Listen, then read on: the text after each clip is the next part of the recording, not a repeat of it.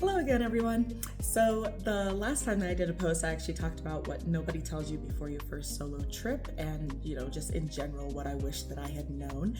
Not so much the stuff that you can go and Google, but more so the way that it makes you feel and the little things that you kind of need to be prepared emotionally for.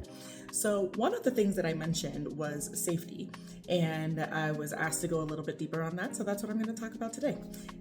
Actually, more specifically, safety as a solo female traveler. So for me, I feel like when I'm talking about safety, it starts long before I book a flight or a hotel or a rental or, even start packing that bag. For me, safety starts with research. So if I am going somewhere brand new, I've never been before, and especially if I'm going by myself, I like to know a little bit more about that place. So I will take a look at things like the Solo Female Traveler Safety Index, which rates 210 countries. And it's based on real world factors like harassment levels, theft, and in general, just like local attitudes towards women. So when I'm checking that out, I really want to understand, okay, is it a case where I just shouldn't go by myself because you're not allowed to travel around as a female by yourself? Or is it a case where I just need to be very vigilant and make sure that I don't go out at night? But sometimes I don't have to only take into account the fact that I'm traveling as a solo female, but I also have to take into account the fact that I'm traveling as a solo Black female, which is another nuance that I didn't always think about until I started traveling more and more. But it is something that I actually have to take note of. I will also take a look at GeoSure. It's an app that actually tells you by neighborhood, because anyone that travels a lot or anybody that's even been to a big city, I'll tell you that not every neighborhood in a big city is the same. Like if you've ever been to San Francisco, the Tenderloin district is not the same.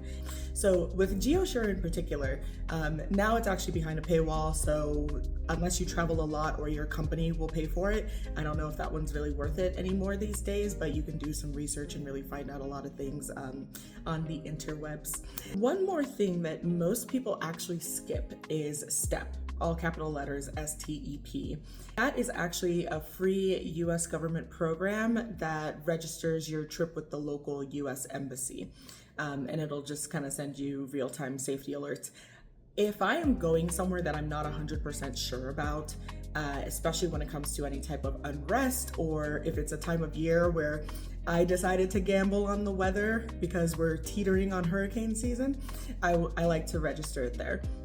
I do not do this all the time. This is very few and far between, but sometimes it is incredibly helpful in case something happens and all of a sudden you are finding yourself in the middle of a riot, or you are finding yourself in the middle of a hurricane, or it's monsoon season. It just helps to get those alerts and know what's going on. What are some of the things that I actually bring with me that I want to make sure that I have so that I'm safe? So I like to take a doorstop, which actually has an alarm on it.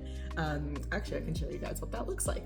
So I take this. It is literally a doorstop, except for the difference is that when the door opens, pushes this down, an alarm goes off. So when that alarm goes off, it's just like this high-pitched noise. I know that somebody's opened the door and I didn't invite them in. And it is only something that I put there when I'm going to sleep, not during the day. It's not something I want to forget is there, and then all of a sudden I have to deal with that sound, but it's very precautionary, but it gives me a lot of peace of mind.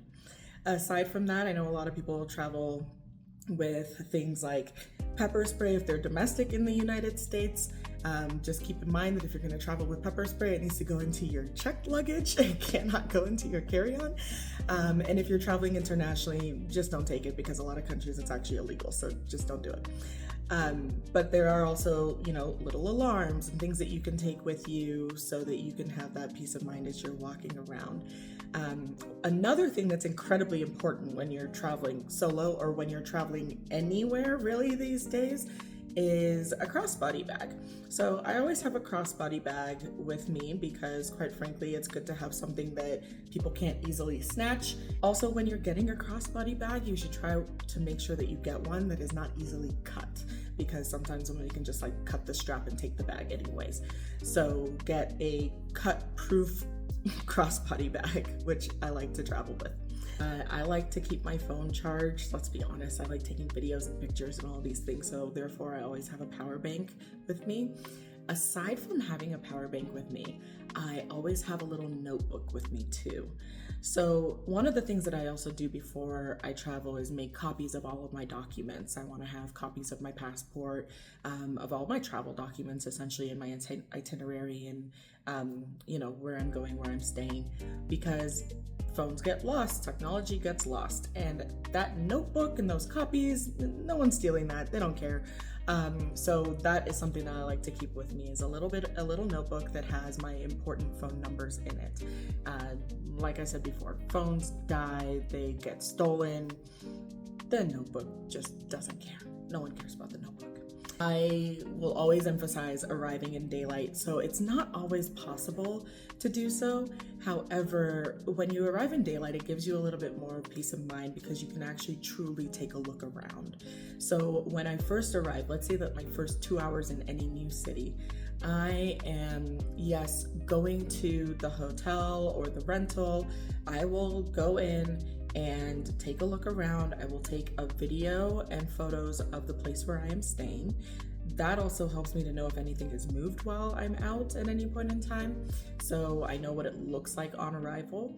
And I will put my stuff down, shut that door, make sure that that lock works, and I will go out and I will explore a bit. I will go on like a proper 20 to 30 minute walk in this city, which is also what helps with arriving in daylight, because I'm not necessarily being a tourist at that point. I am calibrating. I am taking inventory of what is around me. After I'm done with that walk, I will, text someone that has my itinerary, like, hey, I've arrived, this is where I'm staying, just exploring now. I did not always do that. I am, very independent and I go all over the place, and so I don't always think about that. However, there was one time in Mexico City where I was walking around at the market and something happened. I still till this day could not actually tell you what happened, but something happened and I completely passed out in the middle of the market in Coyoacan and just surrounded by people, but I'm out cold.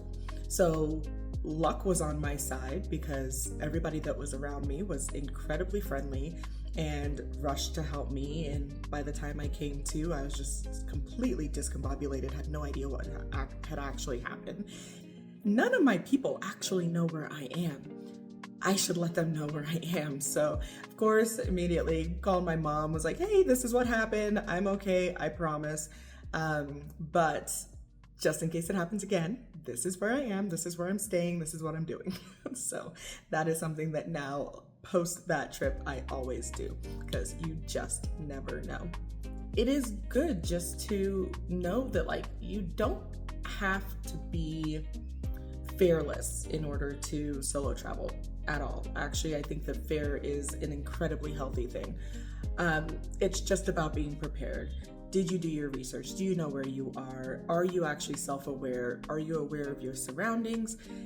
And at the end of the day, when you start to do these things and they become a habit, it doesn't turn into like I'm going on a solo trip, so therefore here's my checklist.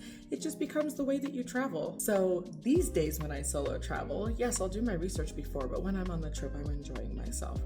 I am naturally very aware of my surroundings, but at the same time, when I'm in a new place, I want to be able to enjoy myself. I don't want to be thinking about, who's behind me, where's the pickpocket, what is going on here.